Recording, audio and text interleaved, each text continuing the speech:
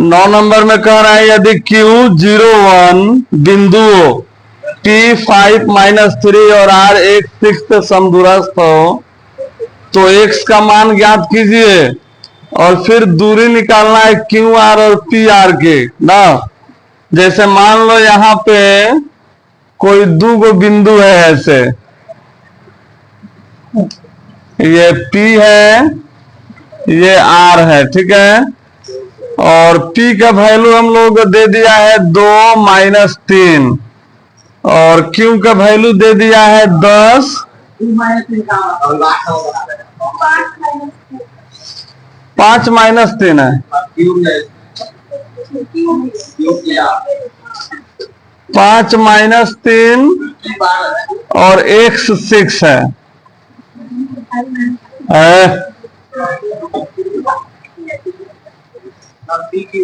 अरे चुप ना अभी।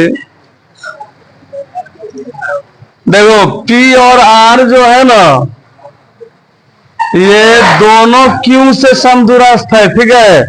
अब मान लो Q कोई बिंदु है तो हम लोग इसके बाहर भी अगर Q को रखते हैं तो P से Q की दूरी जितना होगा उतना ही R से भी Q की दूरी होगा, ठीक है। समदूरस्थ का मतलब वही होता है। तो मान लो हम लोग Q को कहीं भी समझ सकते हैं। मान लो यहीं पे Q समझते हैं जो दोनों बराबर दूरी पर हो। Q है 0 1, 0 और 1। तो यहाँ पे हम लोग x का मान ज्ञात करना है और फिर x का मान जब आ जाएगा तो QR का वैल्यू निकाल देना है और PR का वैल्यू निकाल देना है। तो Q जो है ये Q P और R दोनों से समदूरस्थ है। तो जब समदूरस्थ होगा Q जो है P और R दोनों से समदूरस्थ है। तो तुम लोग बताए थे कि अगर समदूरस्थ रहेगा तो जितना दूरी Q से P का होगा उतना ही दूरी Q से R का होगा ना। यानी कि PQ बराबर हो जाएगा QR के, या RQ भी तो लिख सकते हैं, जैसे मर्जी वैसे लिख सकते हैं, PQ RQ। तो हम लोगों को मालूम है कि ऐसे दे रहे हैं इक्वल करके, तो इसमें हम लोग दूरी ना निकालेंगे ना। इधर PQ की दूरी और इधर RQ की दूरी। तो जब हम लोग PQ की दूरी निकालेंगे तो 0 में से क्या घटाएंगे? 5। उसके बाद में यानी कि x2 - x1 square plus y2 - y1। देखो y2 है 1 और y1 है y2 - y1 -3। तो फिर एगो -3 आएगा तो डबल माइनस मिलके क्या हो जाएगा? प्लस। उसी तरह यहाँ पे जब RQ का निकालेंगे तो x - 0 स्क्वायर प्लस 6 - 1 स्क्वायर। अब यहाँ पे 0 में से 5 जाएगा तो कितना होगा? 5 ना होगा, -5 ना। अब -5 को 2 बार गुणा करेंगे तो 25 हो जाएगा ना। 3 1 4, 4 को 2 बार गुणा करेंगे तो 16। उसी तरह x में से 0 घटाना है तो 0 का तो मतलब कुछ भी नहीं होता है, तो x से ना है तो x को गुणा करेंगे तो क्या हो जाएगा? स्क्वायर। अच्छा 6 में से 1 जाएगा तो कितना बचेगा? 5। तो 5 को 2 बार गुणा कर देंगे तो 25।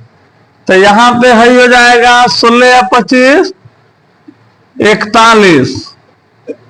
इधर हो जाएगा तो इसी तरह बच जाएगा स्क्वायर प्लस 25। तो हम लोग लिखेंगे दोनों तरफ वर्ग करने पर, क्या कि एगो काम जो बाया साइड करेंगे वही काम दाहिना साइड में। तो जब हम लोग इसको वर्ग करेंगे तो वर्ग भी खत्म हो जाएगा और रूट भी खत्म हो जाएगा, खाली बच जाएगा 41। इधर बच जाएगा 25। तो 25 इधर प्लस में है तो इधर है क्या हो जाएगा? माइनस में। तो हाँ 25 को उधर भेजना है ना। देखो तो है घटेगा तो 11 में से 5 जाएगा तो कितना बचेगा? 6। यहाँ पे बच गया है 3 में से 2 जाएगा 1। इधर से स्क्वायर तोड़ देते हैं तो क्या चढ़ जाएगा? रूट। तो x बराबर हो जाएगा ±4 ना। फिर इसका दूरी भी निकालना है। क्या लगा?